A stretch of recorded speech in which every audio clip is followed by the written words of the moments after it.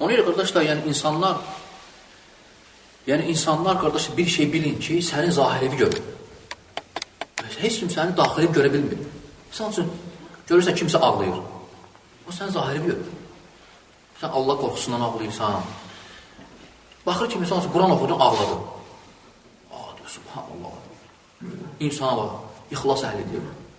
Və təqvalıdır. Yəni, biz görürük zahiri. Nə bilirik içərdə, nə görə ağlayır? Elə deyil. Elədir, qardaşlar. Ona görə, yəni insan fikirləşsə ki, mənə baxan, qıraqdan insanlar mənim zahirimi görür. Daxilim bərbaddır. Bərbaddirsə, qorxmalısan Allahdan. Mən gəlib sənin yanında qalmıram ki, təklikdə. Kim qalır səndən? Allah. Təklikdə onunla Allah qalır. Sən zahiri insan zahirini düzəldir. Lakin baxır ki, batini bərbaddır insanın. Ona görə insan Allahla rabitəsini möhkəm eləməlidir. Allahla ünsiyyətini, Allahla müamiləsini rabitə deyəndə insanın ağlına sirri gəlməlidir. Sir, xəlvəti, zahiri yox. Bəzən insanlar var, aqil insanlar, onlar nə edirlər? Onlar baxıb,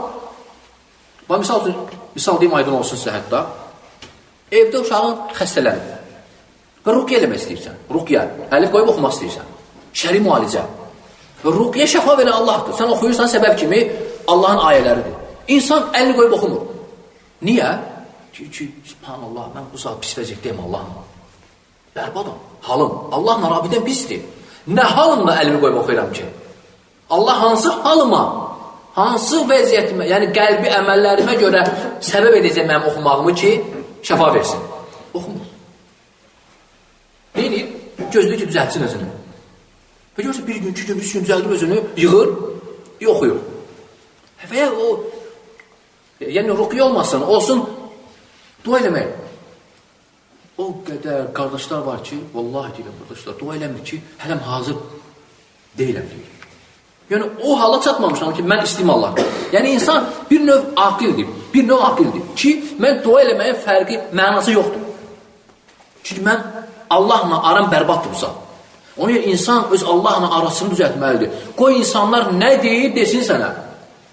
İnsan da bilir özü, sən bilirsən, mən bilirəm ki, biz Allahla bu saat haradayıq. Və elə bir məqamda olarsan ki, subhanallah, yəni salihlərin məqamı olurdu. Elə bir məqamda olurdu ki, ağzından çıxan dua qəbul olur. Ağzından çıxan dua qəbul olur. Necə? Baxsa zahirə miskin, yox heç nəyi, fəqir, yəni zahir, dünya malından yox heç nəyi. Lakin Allahla elə məqamdadır ki, ağzından çıxan dua qəbul olur. Vallahi bizdən qabaqki sələflərin halı elə idi. Yəni onlar övləydiler. Allah'ın dostlarıydı. Yer üzünə fırlanırdı. Baxmayaraq ki, yox idi heç nələri.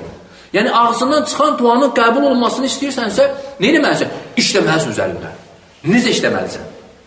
Aşkarda yox. Yəni aşkarda özünü göstərməklə yox. Xəlvətini müalicə etməlisən. Çünki Allah Teala sənin baxır xəlvətivə. İxlasla.com saytı tərəfindən təqdim olundu.